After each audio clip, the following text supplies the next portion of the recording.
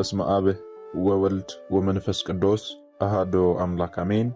የተወደዳችሁ የልዑል እግዚአብሔር ቤተሰቦች የእናታችን የቅድስት ድንግል ማርያም የአስራት የቃል ኪዳን የበረከት ልጆች የጻድቃን የሰማዕታት ወዳጆች በወደደንና ባፈቀረን በልዑል እግዚአብሔር ፍጹም ሰላም እላችኋለሁ። እንደምን ዋላችሁ? እንደምን ለይሳ ደረሳችሁ? አሜን። እንደ ኃጢአታችንና እንደ በደላችን ብዛት ሳይሆን እንደ ምሕረትና እንደ ቸርነት ተመልክቶ እስከ ይሳት ያደረሰን የአባቶቻችን አምላክ ልዑል እግዚአብሔር ስሙ የተመሰገነ ይሁንልን። እርሱን ጠርተን እርሷን የማንተዋት ንጽሕተ ንጹሐን ቅድስተ ቅዱሳን ቅድስት እናታችን ድንግል ማርያም ዘላለማዊ ስሟ የተመሰገነ ይሁንልን። እንግዲህ እንደ እግዚአብሔር አምላካችን መልካምና በጎ ፍቃድ ዛሬ የምንማማረው ታኅሳስ 19 ቀን የገናናው መልአክ የሊቀ መልአኩ የቅዱስ ገብርኤልን ዓመታዊ ክብረ በዓል በታላቅ ድምቀት እናከብራለን። ይህንን ክብረ በዓል ስለምንድን ነው የምናከብረው? በዚህ ዕለት ምን የተደረገበት ዕለት ስለሆነ ነው የሚለውን እንደ እግዚአብሔር አምላካችን መልካምና በጎ ፍቃድ ዛሬ አጠር አድርገን እንማማራለን። እንግዲህ የሚያስተምረን እግዚአብሔር ነው፣ የሚመክረን እግዚአብሔር ነው፣ የሚገስጸን እግዚአብሔር ነው። እርሱ በመካከላችን ተገኝቶ የጎደለውን አሟልቶ የተጣመመውን አቃንቶ በአፈ መላእክት አርሞ ያስተምረን፣ ይመክረን፣ ይገስጸን ዘንድ የእርሱ መልካምና በጎ ፍቃዱ ይሁንልን። የእናታችን የንጽሕተ ንጹሐን የቅድስተ ቅዱሳን የቅድስት እናታችን የድንግል ማርያም ምልጃ ተራዳይነቷ በረከቷ ሁሉ በሁላችን ላይ ይደርብን። እንግዲህ ወደ ዛሬ ትምህርታችን ስንገባ ታዲያ ታኅሳስ 19 ቀን የገናናው መልአክ የሊቀ መልአኩ የቅዱስ ገብርኤልን ዓመታዊ ክብረ በዓል በታላቅ ድምቀት እናከብራለን። ይህንን ክብረ በዓል ስለምንድን ነው የምናከብረው ስንል በዛሬው ዕለት ታኅሳስ 19 ቀን ገናናው መልአክ ሊቀ መልአኩ ቅዱስ ገብርኤል ሦስቱን ሕፃናት አናንያን፣ አዛርያን፣ ሚሳኤልን ከእቶነ እሳት ወይም ደግሞ ከሚነድ እሳት ያዳነበት ዕለት ስለሆነ ነው። ለዚህ ነው ይህንን ታላቅ ክብረ በዓል የምናከብረው። ታዲያ ይህ ክብረ በዓል ለዚህ ነው የሚከበረው ብለን ብቻ ማለፍ ሳይሆን ገናናው መልአክ ሊቀ መልአኩ ቅዱስ ገብርኤል ማን ነው፣ እንዲሁም ደግሞ ታሪኩስ እንደምንድን ነው የሚለውን ልናውቅ ያስፈልጋልና ይህንን ከብዙ በጥቂቱ አጠር አድርገን እንማማራለን። እንግዲህ ቅዱስ ገብርኤል ማለት ምን ማለት ነው ከሚለው ከስሙ ትርጓሜ ጀምሮ አንስተን ስንመለከት ቅዱስ ማለት የተለየ የተመረጠ ማለት ነው። ገብርኤል ማለት ደግሞ እግዚእ ወገብር አምላክ ወሰብ ወይም ደግሞ ሰው አምላክ ሆነ አምላክ ሰው ሆነ ማለት ይሆናል ትርጓሜው ማለት ነው። የትኛውም የመላእክት ስም ላይ ስትመለከቱ ኤል የሚል በስማቸው ላይ አለ። ለምሳሌ ሚካኤል፣ ገብርኤል፣ ሩፋኤል፣ ራጉኤል እያላችሁ ስትጠሩ ኤል የሚል አለ። ያ ኤል የሚለው ስም አምላክ ማለት ነው፣ እግዚአብሔር ማለት ነው። የትኛውም የመላእክት ስም ላይ የእግዚአብሔር ስም እንዳለ ልታውቁ ያስፈልጋል። ስለዚህ ገብርኤል ስንል ኤል የሚለው አምላክ ወይም ደግሞ እግዚአብሔር ማለት እንደሆነ ልታውቁ ያስፈልጋል ማለት ነው። ስለዚህ ሰው አምላክ ሆነ አምላክ ሰው ሆነ የሚል ትርጓሜ ይኖረዋል። እንግዲህ ገናናው መልአክ ሊቀ መልአኩ ቅዱስ ገብርኤል ከሰባቱ ሊቃነ መላእክት መካከል አንዱና በክብር ደግሞ ከቅዱስ ሚካኤል ቀጥሎ በሁለተኛ ደረጃ ላይ የምናገኘው ነው ማለት ነው። ቅዱስ ገብርኤል በየትኛው የመላእክት ከተማ ነው የሚኖረው ስንል እግዚአብሔር አምላካችን ቅዱሳን መላእክትን ከፈጠራቸው በኋላ በነገደ 100 በከተማ ደግሞ 10 አድርጎ በሦስቱ ሰማያት ወይም ደግሞ በሦስቱ የመላእክት ከተማ አኑሯቸዋል ማለት ነው። እነዚህ ሦስት የመላእክት ከተሞች ከሰባቱ ሰማያት መካከል ሦስቱ ኢዮር፣ ኤረርና ራማ ይባላሉ። ከነዚህ ከሦስቱ የመላእክት ከተሞች ከኢዮር ከራማና ከኤረር የትኛው ላይ ነው ገናናው መልአክ ሊቀ መልአኩ ቅዱስ ገብርኤል ያለው ካልን በራማ ክፍለ ከተማ አርባብ ለተባሉ ነገደ መላእክት አለቃቸው ሆኖ ተሾሞ በራማ ላይ ይገኛል ማለት ነው። ታዲያ ጌታችን መድኃኒታችን ኢየሱስ ክርስቶስ በዕለተ እሁድ መላእክትን ከፈጠራቸው በኋላ ተሰወራቸው። መላእክትን ፈጥሮ ከተሰወራቸው በኋላ መላእክት ማጉረምረም ጀመሩ። ማን ፈጠረን?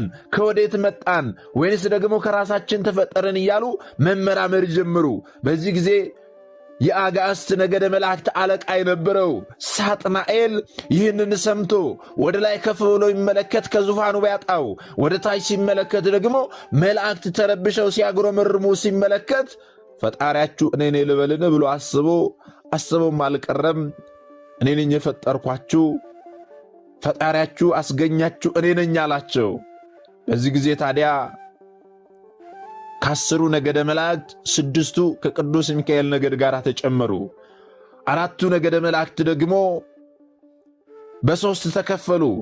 ግማሹ አዎ ፈጠረን ብለው አመኑበት፣ ግማሹ ደግሞ አልፈጠረንም ብለው ተጠራጠሩ። ግማሹ ደግሞ አዎ ፈጠረንም አልፈጠረንም ሳይሉ እዚያው ላይ ፈዘው ቀሩ። በዚህም ታዲያ ትልቅ ሽብር በመላእክት ከተማ ተካሄደ።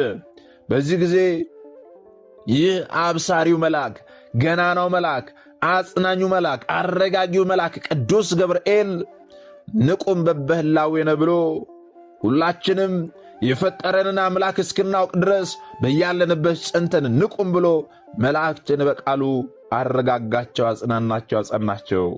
ልብ በሉ ሊቃውንት አባቶቻችን ስለ ቅዱስ ገብርኤል ሲናገሩ የመጀመሪያው የኦርቶዶክስ ተዋሕዶ ሰባኪ ቅዱስ ገብርኤል ይላሉ።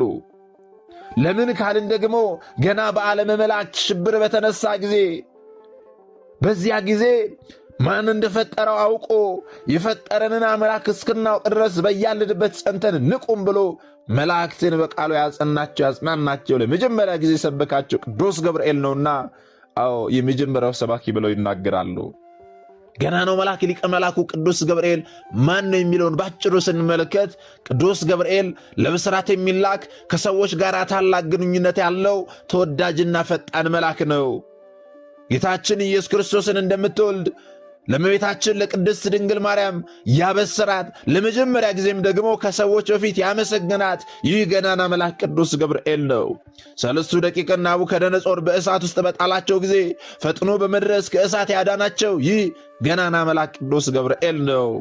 የሉጣና ቂርቆስ በፈላ ውሃ ውስጥ በተጣሉ ጊዜ ውሃውን በማቀዝቀዝ ያዳናቸው ይህ መልአክ ነው።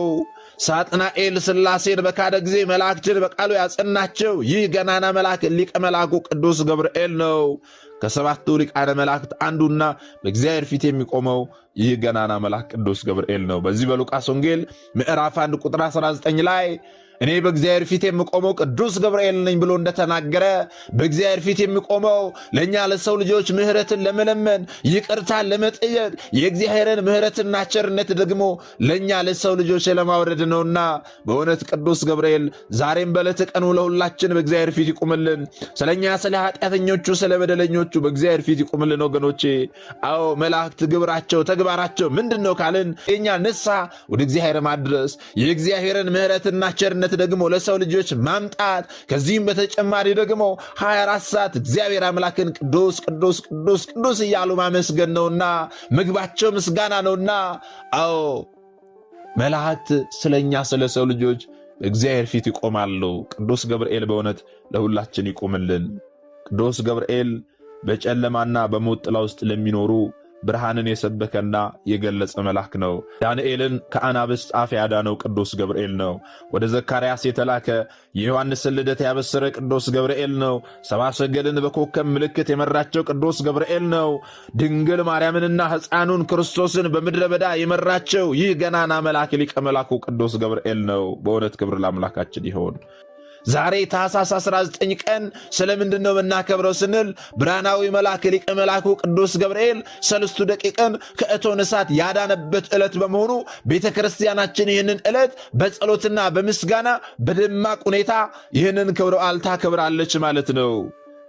ታሪኩስ እንደምንድን ነው የሚለውን ስንመለከት ደግሞ ባቢሎንን ይመራ የነበረው ንጉሥ ናቡከደነፆር በእግዚአብሔር የማያምን ጣዖትን የሚያመልክ ንጉሥ ነበረ።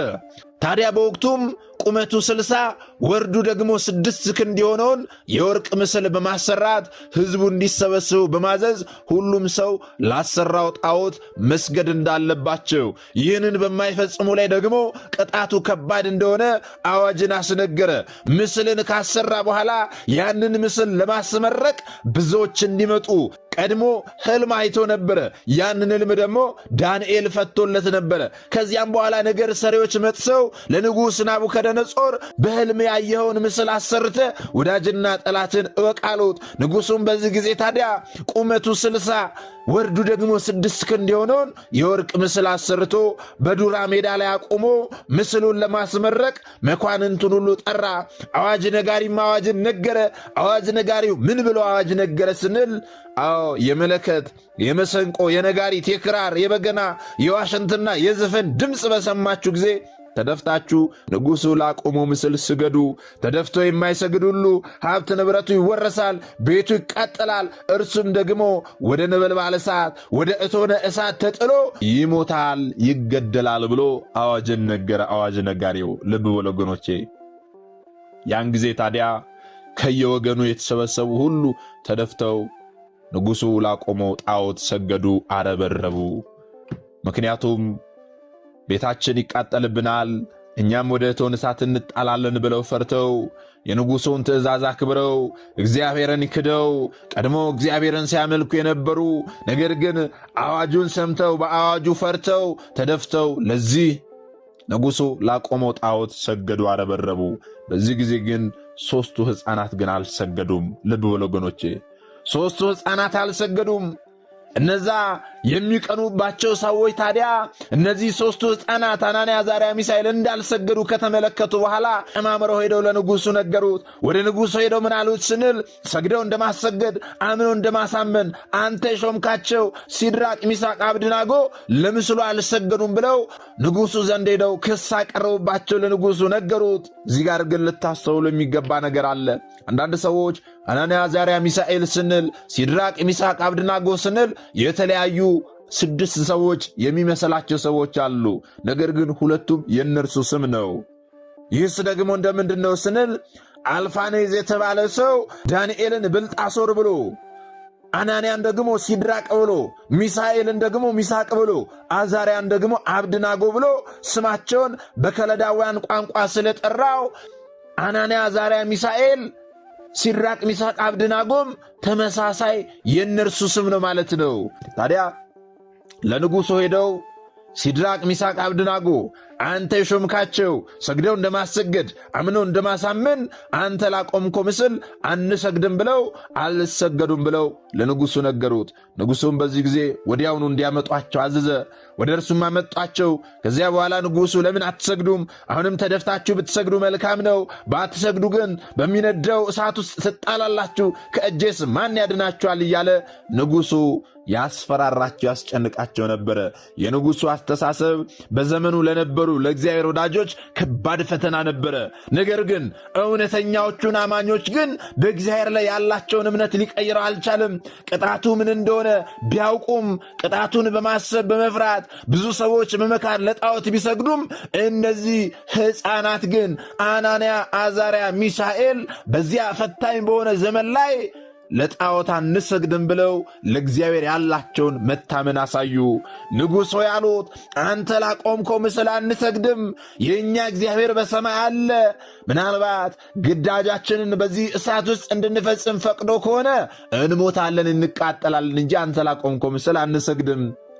ነገር ግን አሉ የእኛ ሰማያዊ አምላካችን አንተ ካዘጋጀኸው ከዚህ እቶነ እሳት አዎ ያድነናል። ስለዚህ ዓይን እያለው ለማያይ፣ አፍ እያለው ለማይናገር፣ እጅ እያለው ለማይዳስስ፣ እግር እያለው ለማሄድ ለዚህ ድንጋይ ለሆነ አንተ ላቆምከው ምስል ወይም ደግሞ ጣዖት አንሰግድም ብለው ንጉሡ ፊት ይህንን ነገር ተናገሩ።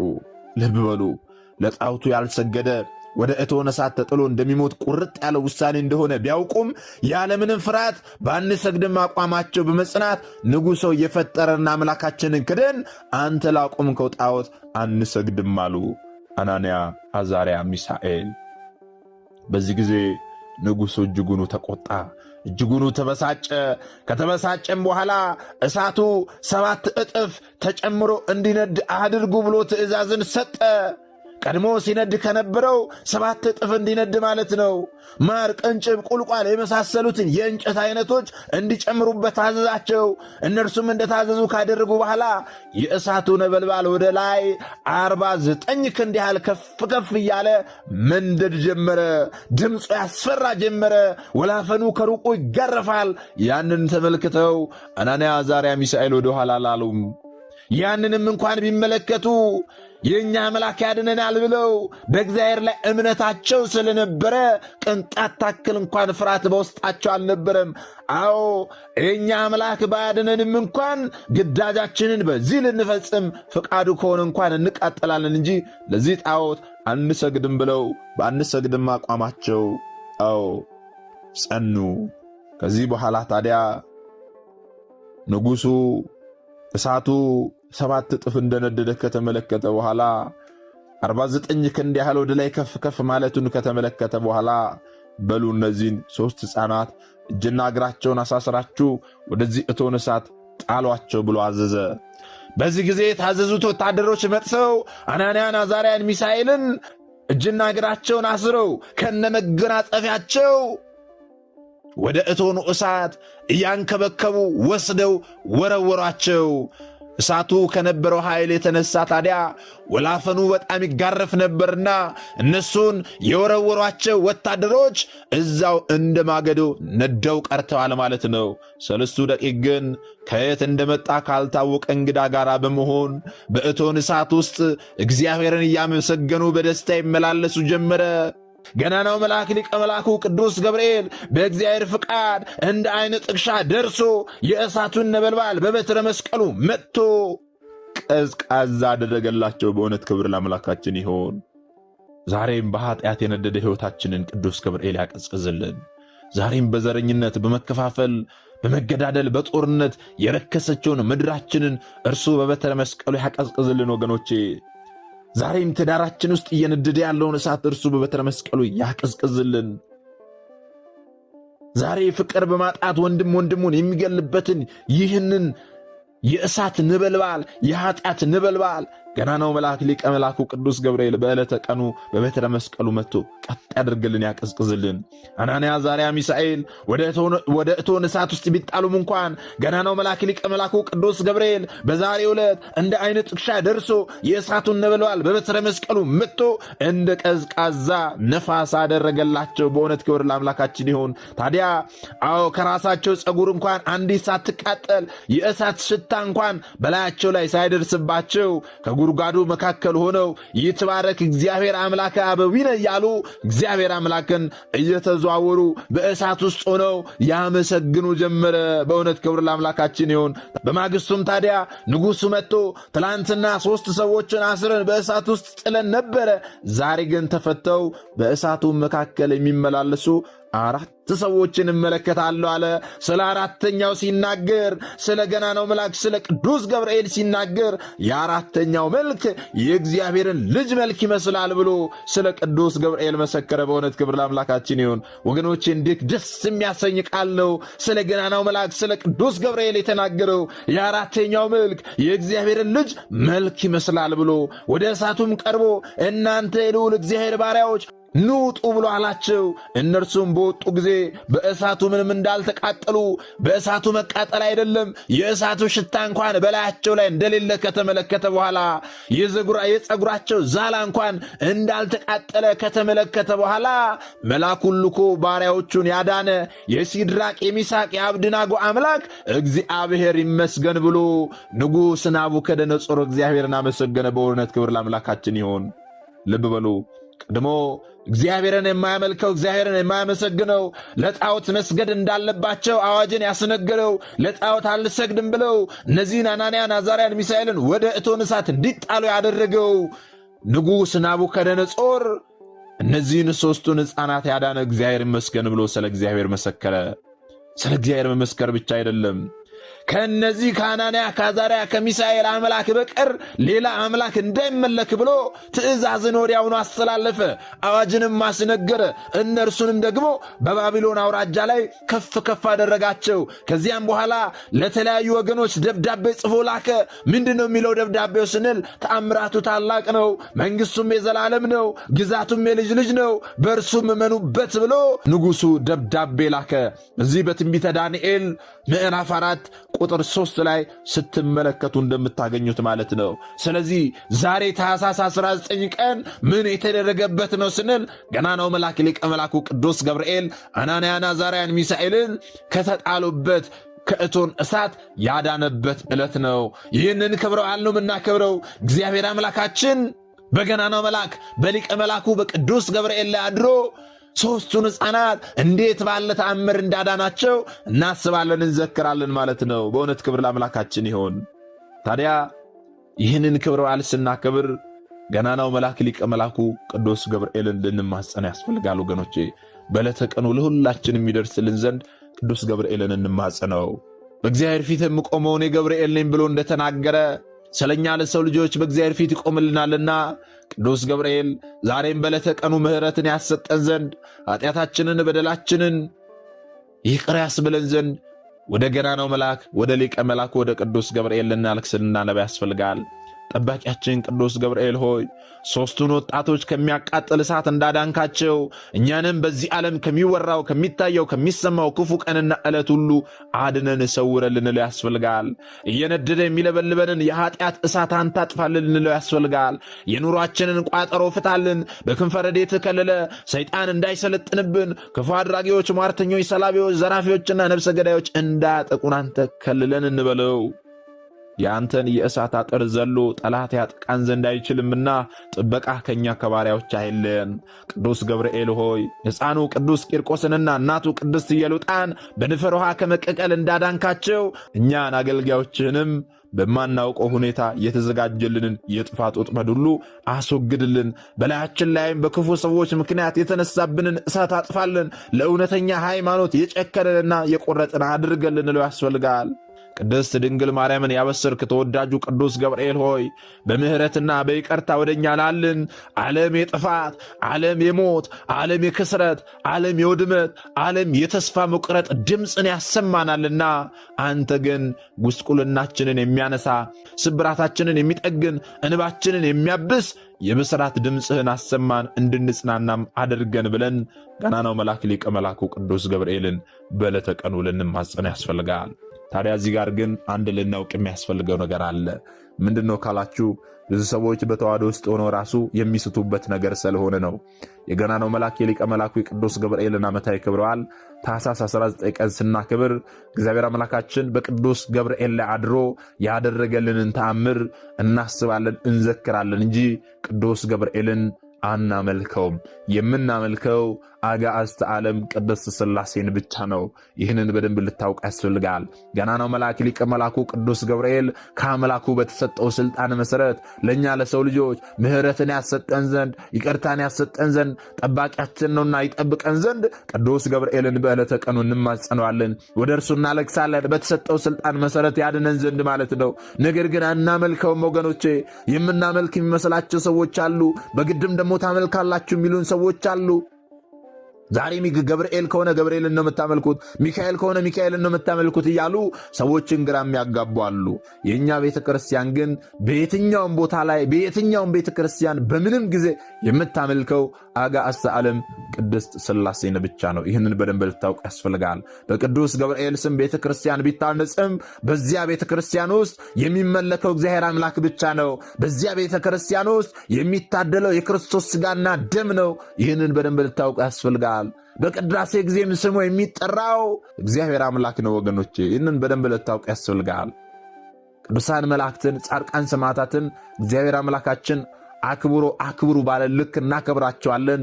በተሰጣቸው ሥልጣን ደግሞ ለእኛ ለሰው ልጆች ምሕረትን ይሰጡን ዘንድ ይረዱን ዘንድ ይራዱን ዘንድ ደግሞ ወደ እነርሱ እናለቅሳለን፣ እናንጋጥጣለን ወገኖቼ። ለምን አብያተ ክርስቲያናት በመላእክት ስም በጻድቃን ስም ታነጹ ብሎ ደግሞ የሚጠይቅ ሰው ሊኖር ይችላል። ይህም ደግሞ መጽሐፍ ቅዱሳዊ ነው። ቤተ ክርስቲያናችን ካለ መጽሐፍ ቅዱስ ምንም የምታደርገው ነገር የለም። በትንቢተ ኢሳይያስ ላይ ከወንዶችና ከሴቶች ይልቅ በቤቴና በቅጥሬ ለዘላለም የማይጠፋ መታሰቢያ ስም እሰጣቸዋለሁ ብሎ ጌታችን መድኃኒታችን ኢየሱስ ክርስቶስ እንደተናገረ አብያተ ክርስቲያናት በመላእክት ስም በጻድቃን በሰማዕታት ስም ይታነጻሉ ማለት ነው። ይህም መጽሐፍ ቅዱሳዊ ስለሆነ ነው። ስለዚህ ይህንን በደንብ በሚገባ ልናውቅ ያስፈልጋል ማለት ነው። እንግዲህ ይህን የተማርነውን ደግሞ ላልተማሩት ወንድሞቻችን ልናስተምር ያስፈልጋል። ምክንያቱም እኛ የተማርነውን አስተምረን ያወቅነውን አሳውቀን ቢሆን ኖሮ ማንም ሀብተወልድና ስመ ክርስትና ሰጥታ ማኅተብ በአንገቱ ላይ ካሰረችበት ከቅድስት ቤተክርስቲያን ወጥቶ ወደ ሌሎች የሃይማኖት ተቋማት ባልሄደ ባልገባ ነበረ። ነገር ግን እኛ የተማርነውን ስለማናስተምር ያወቅነውን ስለማናሳውቅ ብዙ እህቶቻችንና ወንድሞቻችን እየሳቱ ነው ያሉትና የሳቱትንም ለመመለስ ያሉትንም ለማጽናት አሁን ላይ የተማርነውን ወደፊትም የምንማረውን የቤተ ክርስቲያናችን አስተምሮ ልናስተምር ያስፈልጋል ማለት ነው። ይህን እንድናደርግ ደግሞ እርሱ አምላካችን መድኃኒታችን ኢየሱስ ክርስቶስ ሁላችንንም ይርዳን። እንግዲህ መርሃ ግብራችንን ከመጨረሳችን አስቀድሞ አንድ መልእክት ወደ እናንተ አስተላልፋለሁ። ይህ መልእክት ምንድን ነው ካላችሁ፣ እንደሚታወቀው በዚህ መንፈሳዊ ቻናል ላይ በዓመት 3 ታላላቅ የበረከት ስራዎች አሉ። እነዚህ ሶስት ታላላቅ የበረከት ስራዎች በማቴዎስ ወንጌል ምዕራፍ 25 ላይ የተጠቀሱ ጌታችን መድኃኒታችን ኢየሱስ ክርስቶስ ለፍርድ በሚመጣበት ጊዜ የሚጠይቀንን ጥያቄዎች ለመመለስ የተዘጋጁ ናቸው። በዚህም መሰረት ታዲያ ከፊታችን የሚመጣውን የጌታችንን የልደት በዓል ምክንያት በማድረግ የታመሙ ወንድሞቻችንን መታመም ብቻም ሳይሆን መድኃኒት መግዣ እንኳን አጥተው በህመም የሚሰቃዩ ወንድሞቻችንን እየሄድን እንጎበኛለን፣ እንጠይቃለንና በዚህም ደግሞ ታምሜ ያልጠይቃችሁኝ የሚለውን ጥያቄ እንመልሳለንና ሁላችሁም አነሰ በዛ ሳትሉ እዚህ የበረከት ስራ ላይ ልትሳተፉ ያስፈልጋል ማለት ነው። እንዴት ነው የምትሳተፈው? በምን አካውንት ነው የምትሳተፈው እያላችሁ የምትጠይቁ ካላችሁ የዚህ ቪዲዮ የኮሜንት የመጀመሪያ ቦታ ላይ ሊንክ አስቀምጠላችኋለሁ። ያንን ሊንክ ስትጫኑ ሙሉ ዝርዝር መረጃው በጽሁፍ ይመጣላችኋል። እርሱን አንብባችሁ እዚህ የበረከት ስራ ላይ መሳተፍ ትችላላችሁ ማለት ነው። እግዚአብሔር አምላካችን ሁላችንንም የበረከቱ ተካፋዮች ያደርገን። ምናልባት ደግሞ ዛሬ ገና ወደዚህ መንፈሳዊ ቻናል የመጣችሁ ሰዎች ካላችሁ ከዚህ በፊት የተማማርነውም ከዚህ በኋላ የምንማማረው መንፈሳዊ አስተምሮች ወደ እናንተ እንዲደርሱ ከፈለጋችሁ ሰብስክራይብ አድርጋችሁ የደውል ምልክቱ መጫን ይኖርባችኋል። ምክንያቱም ይህ ቴክኖሎጂ ያመጣው ስርዓት ነው፣ እኔ ያልኩት አይደለም። ይህንን ካደረጋችሁ ዕለት ዕለት ከዚህ የሚለቀቁ አስተምሮች ወደ እናንተ ይደርሳሉ። ይህንን ካላደረጋችሁ ደግሞ ዛሬ እንዳጋጣሚ እናስተምሮ ሰምታችሁ ሊሆን ይችላል፣ በቀጣይ ከዚህ የሚለቀቁ አስተምሮች ወደ እናንተ አይደርሱም ማለት ነው። ስለዚህ ወደ እናንተ እንዲደርሱ ከፈለጋችሁ ሰብስክራይብ አድርጋችሁ የደውል ምልክቱን መጫን ይኖርባችኋል ማለት ነው። እግዚአብሔር አምላካችን እስካሁን ሰዓት ጠብቆ ያስተማረን የመከረን ይገሰን። የአባቶቻችን አምላክ ልዑል እግዚአብሔር ስሙ የተመሰገነ ይሁንልን። ወስብሐት ለእግዚአብሔር ወለወላዲቱ ድንግል ወለመስቀሉ ክቡር። ይቆየን።